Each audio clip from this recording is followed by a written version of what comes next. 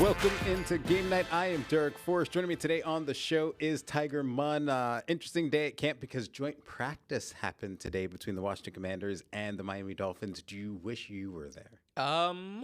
Good question. Physically, no. This is like double-edged sword. Mentally, though, yes, because I love work. This is what I mean.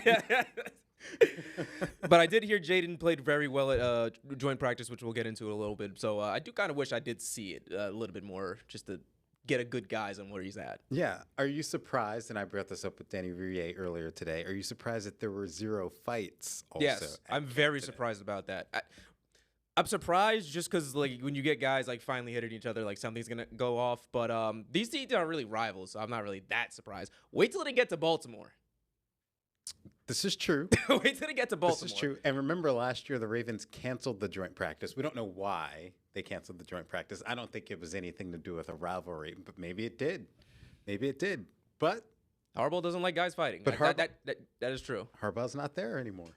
He isn't. Jesse Minter's there, so maybe Jesse might be a little bit more scrappy with the guys. We'll see. Yeah, for sure. But you mentioned Jaden performed well at camp.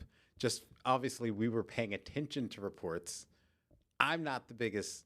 This was different from a regular camp day, yes, because you had another team out there. But I'm still not judging these guys for what I see yet until I see them in a game day situation during the regular season. Yeah, absolutely. I mean, the thing about taking things with a grain of salt is the salt's still going to give you a taste. So it's just a little kind of like, all right, Jaden he looks good. He's on time. Looks like the offense is flowing. Cool. We're at step 1. There's still step 2, 3, 4, and 5 that we have to get to that we're not going to see until we actually get in game mode. But It's still encouraging to hear that Jaden's doing well. I mean, I've been hearing quarterbacks throwing like 7 picks in joint practices in one session. So I'm glad Jaden wasn't on that block of quarterbacks throwing picks in practice. Yeah, for sure. And while we were the ones watching the reports out at camp, Alex Flynn and Jake Rom were actually at camp. So let's check in with them and get their observations from today. So what is believed to be the first ever joint practice in Ashburn, Virginia for the Washington Commanders. They hosted the Miami Dolphins, and we finally, this offseason, get to see the Commanders go head-to-head in some capacity against another team, Jake. Yeah, it was exciting to see, and I think with it being the Miami Dolphins, the first team, a team where we've seen Miami reporters talking on social media about how they are so far deep into the rebuilding process of their franchise compared to where the Commanders are. I was excited to see the Commanders kind of, in my opinion, beat up on the Dolphins a little bit in a lot of positions. There's some we're going to talk about in a little bit that they didn't, but the players also very excited to go out there and obviously play another team other than theirs in the Burgundy and Gold. No, it was awesome. You know, you finally get to hit somebody, you know, that's not your own team. So obviously there's a little more juice, a little more excitement. It's really fun, you know, to have a different look and, you know, to be able to learn the new defense that Coach Jones brought in against different looks. Always good when you get some fresh bodies out there. You know, it's good to go against our guys, but at some point you're going against the same looks every day, and you get a feel for what the other guys are doing on D, and so it's definitely cool to get a different system out there and to see how other guys are reacting to it. And there's only so much I guess you could do, you know, because I'm not live. I'm just trying to work my game, man. If they get pressure, you know, work my game, keep my eyes down the field, get the secondary better for the other team, our team, get the receivers better for scramble drill. So when those moments come up in the game, we're prepared. So you heard that last soundbite from Jaden Daniels talking about not too much he can take away from when it comes to the pass rush and, you know, what's coming at him, because I think the pass rush of the Miami Dolphins looks pretty good. I know Chop Robinson, a guy you spoke to, a Gaithersburg native, Quince Orchard High School and whatnot, looked really good today. It might be one of their best players coming into this season. But Jaden talked about how he doesn't know how much of that with the, kind of when things break down, how you can get that out of practice. But everything else, I think, looked really well, especially with Jaden. He was slinging the ball around. Yeah, Jaden was slinging the ball. The receivers were catching the ball. Antonio Williams had an acrobatic catch. Stephon Diggs had a touchdown catch in the corner. I think I saw Terry get in there. Rashad White in the passing game, he was just dominating guys. He went against a 7-year vet, a linebacker. First head-to-head I saw when they kind of meshed together on one field, and he just juked the guy out, zipped past him. So I think Commanders fans should be excited about what Rashad White's doing out there.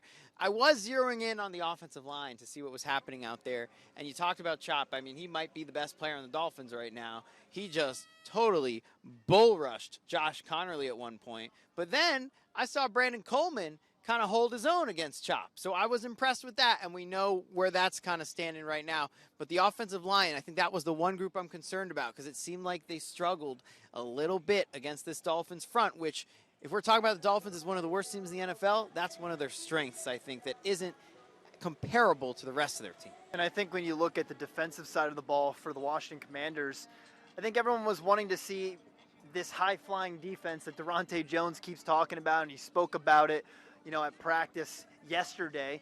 I thought we saw that out of at least the front four in the pass rush, really getting to Malik Willis during some of those 11-on-11 drills, and like we said, what Jaden Daniels said, where you don't get too much out of it. You don't know if it would be a sack or not, but man, a lot of those did look like sacks, and that should be something to get the fans and people in this area excited about, is if that front line can get pressure. And we've been saying this for years, Alex. We've been working here for how long now, and there's been 7 years, I hear. Happy anniversary, Jake Rom, 7 years at DC News Now. Sorry, keep going. But we've been talking on paper for the last couple of years. The pass rush, the front four has always looked solid, but never could generate some pressure. It looks like we finally have that tandem up front, those front four, the front three, whatever it's going to be under Durante Jones. We're seeing that, and I saw a little bit at joint practice today, and it got me a little excited because if the play did go long, that's where you started seeing the secondary maybe give up a couple of big plays to Malik Willis and that Miami offense. So that's the concern and also the excitement I thought I saw from the defense today. The secondary did make some big plays. Mikey Samers still had a pick six on Malik Willis, and we continue to see big names in here. Secretary of State for the United States, Marco Rubio here. Apparently Blake Butera and Paul Taboni from the Nationals were here, and Wale, of course, coming out to see his Commanders, and Chop, a DMV guy. But we're going to have to send things back to you guys in studio. For Jake Rom, I'm Alex Flum. Back to you. All right, thanks a lot, guys. I want to pump the brakes just slightly a little bit, only because if you think about last year at training camp, or the training camps that you've covered so far since you've been here, how many times do you leave a training camp practice and you truly go, that person did not look good? Quite a bit. I did it like every other day when Sam Howell was there taking snaps. I thought you were going to go Forbes. Forbes. That one, Emmanuel Forbes. Ooh, that's another good one. But typically, as a group, everyone usually looks pretty good in training camp. I only say that because that's what you're going to hear in training camp regardless. Now, I will say, if the Dolphins are projected to be one of the worst teams in the league, aren't the Commanders currently right now projected to be a not great team in the league right now either? You know what I mean? So yeah. So it's a little bit of a comparison with the Dolphins, but we don't really know how good they're going to be considering at the same time it's the Dolphins. Yeah, I hate to say this because our intern Joey is a massive Dolphins fan, but yeah, I mean, its team's not really going to – their secondary is not the best, so hearing Jaden had a good outing against them, it's still something to take away, but don't put too much chips into it. We're going to wait until actually game one because that's when actually the pads are going to start hitting. Yeah. Alex and Jake mentioned this while they were discussing training camp. They obviously caught up with Chop Robinson, who plays on the line for the Miami Dolphins, but he's a local guy, went to Quince Orchard here. We're going to hear from Alex Flum, who caught up with Chop after practice. All right, Chop, I was just telling them the first high school game I covered at this station for high school football was your team. And here you are, NFL, playing a joint practice against the Commanders. What's this moment like for you? I mean, it's a blessing, especially just, my family from here and everybody, all my family friends were able to come watch me practice. And, you were watching me back in high school, and now we're both kind of on the big league, big stage now. So it's kind of a blessing for everybody and both of us specifically. I saw you out there with your dad in the green jersey. I saw some of your brothers out there. What, you got 7 siblings, right? Did I get there 6? No, it's 9. 9, okay. 10 of us all I can't keep track. Yeah. But how nice is it just for them to be, I know they come down to Miami to see you, but for them to be able to see you here? Yeah, I mean, a lot of my family members is a Commanders fan. Well, they were a Commanders fan until I got drafted here, so I mean, them being able to come down here, especially their first time at the practice facility and everything, and being able to watch me in the NFL and stuff like that, again, is just a blessing, and it's everybody's happy. You know what I'm saying? So it's, yeah. I saw you get that bull rush against Connerly early on in the joint part of practice. What's it like just to come in here and show your presence? I heard you having a great camp as well. Yeah, I mean, for me, it's just setting the tone early. Just coming out there, we started out with 1-on-1, so I'm just trying to set the tone and switch it up when we get the team and everything like that, and just going about the day. And I know you're out here game on Friday, but QO's got the fall practices starting up. Are you going to try to get out there maybe? I might try to. I don't know if they practicing today. I might try to go out there today or tomorrow. Really depends on how it is, but whenever time I can, I might try to go back. All right, and then finally, just for the QO kids, I'm sure there might be some of them in the stands here. What's your message to them for them seeing what you're doing here? I mean, just keep believing in yourself and just keep working, keep grinding, listen to your parents, and then keep chasing your dream. That's really it. All right. I wanted to catch this video real quick. See, look at Chop in high school. He thought he was big there. He's big now. He's massive. This now. is the example of like freshmen who like go into the NBA and they're like, oh, I can compete with the NBA. And it's like, you haven't grown into your body yet. Yeah. Chop, 100%. Last 2 years, 6 sacks in his rookie year, 4 sacks in his second year. Looking good so far. Yeah, one of the best players in a big year from him. For sure. All right, we're going to talk about the Baltimore Ravens because they're getting set for their first preseason game, which is Saturday night over at M&T Bank Stadium. They're taking on the Philadelphia Eagles. They've got high expectations. What are your expectations for the team? I just want to see how this offense works, depending on how long they're on the field for, because it's preseason. You don't want quarterbacks out there for too long. But, yeah, I just want to see how the offense works with Jesse Minter now. Yeah, very interesting offense, new defensive coordinator, too. So both sides of the ball, like we've got new coaches and new players everywhere. So it'll be interesting to see on Saturday. But here's a couple of guys at camp talking about the work they've been putting in at training camp and how that's going to help them Saturday. Everybody wants to be a Raven. And none of these guys would be here if we didn't think they had characteristics or traits to be that. But this film goes to 31 other teams, too.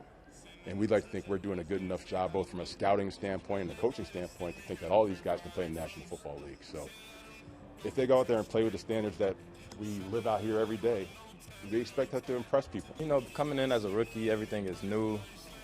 Like, you know, you're trying to be comfortable, you're trying to learn people, you're trying to learn plays, and just having all that in the back of my mind, already knowing the plays, just helping me play a little bit faster. You play with great fundamentals, you play with great effort, you play with great want-to, and you have physicality, great things going to happen. So that's what we go out there. All our drills is technique drills, fundamental drills. Effort, we can't coach effort.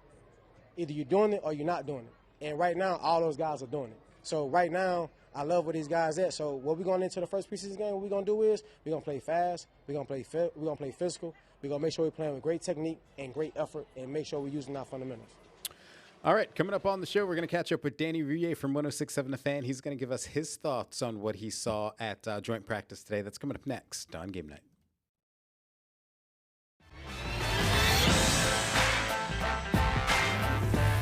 Welcome back into Game Night. Derek Forrest. Earlier today, I caught up with Danny Rouillet from Grant and Danny over on 106.7 The Fan and asked Danny about what he thought from training camp. He wasn't necessarily out there, but he was watching the reports on social media, all of that stuff, and wanted to get his thoughts on what he heard.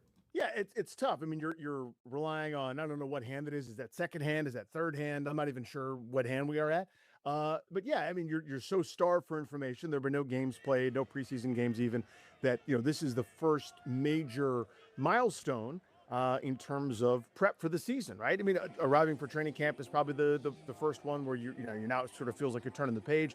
But this is a big deal. This is, you're not going up against your scout D, your dummy D, et cetera. These are other guys that are trying to put food on the table. So it's certainly exciting. But those things, to me, that you just referenced, it was, how does Daniels look? And one of the things Grant and I on our show, 106.7 The Fan, actually talked about this past week, and it was a great point by him, is much was made, if you remember, in the offseason about, hey, this is going to be different. Daniels will be under center more, and that adjustment, what's that going to be like? And is it, how will he take to that? And there'll be speed bumps.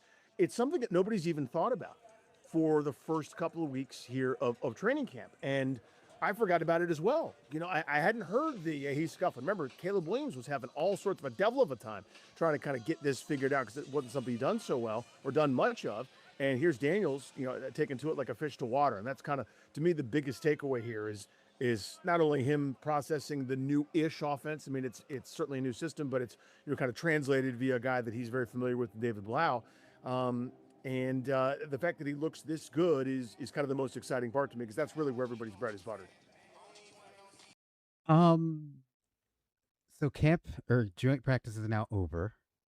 I had an over-under. This is not serious at all. I had an over-under of 1.5 fights. I don't think there were any fights. Are you shocked by this? I wouldn't say that I'm shocked. I don't know. That one's so hard. It can go either way. It can be like, everybody's trying to establish something. It's like, we're alphas in the circle and everybody's got to win a pushing contest. We're doing King of the Hill. Or it could have been knocked into you that this is not the kind of crap that's helpful to us. This is not something that's important. It doesn't make you look better in anybody's eyes. And frankly, it's a big waste of time. And we're all out here kind of, doing the same thing, even though we're opponents. So I don't know. I mean, it could be one of those things where it was emphasized and a coach said, if you do it, you're kicked out. If you do it, you don't play in the preseason game. Who knows what was said? It kind of went into it. But you're right. You usually see some degree of chippiness as, and that's good. I think you probably want some of that competitive juice because you're getting tired of, blocking and going up against your same guys. Sorry, I was doing a quick search just to make sure that there was no fight. So I do want to get back to the serious conversation and something you were talking about earlier. For me, even though this was a joint practice, I still don't evaluate anything from a player until they get out on the field, and not even preseason, it's regular season. So how much stock do you take in the joint practice? We obviously know it's different in terms of looking at players. They're data points, right? That's all this is. To your point about a preseason game is a data point. There have been so many preseason heroes in Washington football history, guys that, simply could not make it in the league despite looking incredible in preseason games, and then vice versa. So I'm with you. But all we're looking for, again, we are starved for information. We get so little access, so little time is spent with this team, with any team really that you're a fan of, in front of your eyes, right? You don't know. Spring training stats. Some of these games are televised, some aren't. But, a guy hits 410 in spring training, probably not hitting 410 in the regular season, right? But all you're doing is you're just so hungry for data, and it's up to you how much you weigh that, right? I mean, there have been success stories, guys that played well enough in training camp and were, you heard this, you read the stories written about them, and turned out that manifested in preseason games. Then a guy gets a shot, and all of a sudden, you get a great story of somebody. You also have the guys that you never heard from again, and it's fun to talk about over beers. Hey, remember that guy that was great in the preseason that time? So you're right. I don't put a ton of stock into it in terms of, schemes and designs are very vanilla. But what I do look at in these preseason games or training camp practices or joint practices, et cetera, are individual one-on-one moments where it's you versus me, and the coach specifically put you in that kind of a spot. So, for example, I will be watching Brandon Coleman try to block people one-on-one. That is something that is going to be germane to the regular season. I'm not going to be sitting there trying to evaluate David Blau's tempo, some of the schemes and designs he may or may not use to try to get guys open or not or otherwise, because it's going to be vanilla. But there's going to be a moment where, the backup center, whoever that's going to be, has to block somebody one-on-one. Can he handle that? Same with Coleman, same with Connerly. So there are individual moments, right, about one-on-one wins and losses that I think are data points that are relevant. All right, coming up on the show, we are going to talk about Stefon Diggs, who's trying to wear a Legends number, and whether or not he should. That's coming up next on Game Night.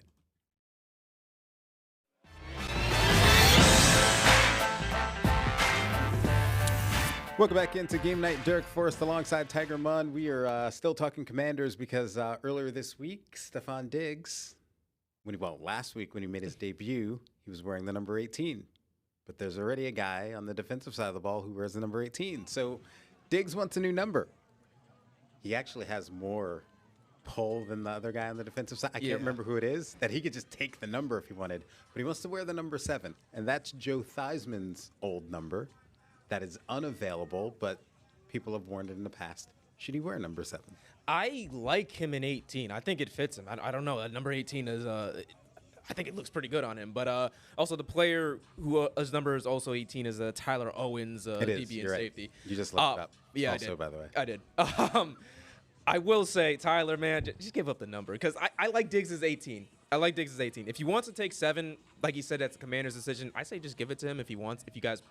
If they want him to have it, but please keep 18. It looks good on him. It looks good. I don't know. Yeah. So I take the perspective of the player who wore the number. So Joe Theismann was on the radio the other day, and he said it's up to the Commanders, and it didn't matter. He actually gave Dwayne Haskins permission to wear the jersey or the number years ago when Haskins was around. As a player, and I know his jersey isn't retired, but if they're going to make it unavailable, I don't think I would want anybody else to wear my number unless it was my kid. Yeah.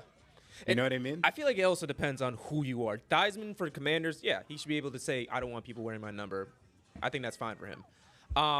Like if you don't have the pull like that, like give up the goods. But I think I would like to see Diggs in 7 just to see what it looks like. But I think 18 is his best number. I'm going more for like a style perspective. Yeah, and I think a lot of people have said that they like the whole 17 Terry, 18 That is right. Diggs. Yeah. And they kind of like that look with them together. But also as an athlete, I also know how important numbers are. Yes. Like I wore 20 in baseball for like 17 years. So I couldn't see myself wearing anything other than 20. So I totally get that perspective too. But I will say Diggs wore 11 in New England, didn't he? Yeah, so I think so. He's kind of all over the place with his numbers, but I mean, I'm sure 7 has some sort of significance for him as well. Lucky number 7. Yeah. Maybe 17-7. All right. 7-17. It's possible. It's possible. All right, coming up on the show, we're going to talk about Russell Westbrook, a guy that Tiger a couple of months ago won it here in the district, and now he's retiring. We'll talk about that next on Game Night.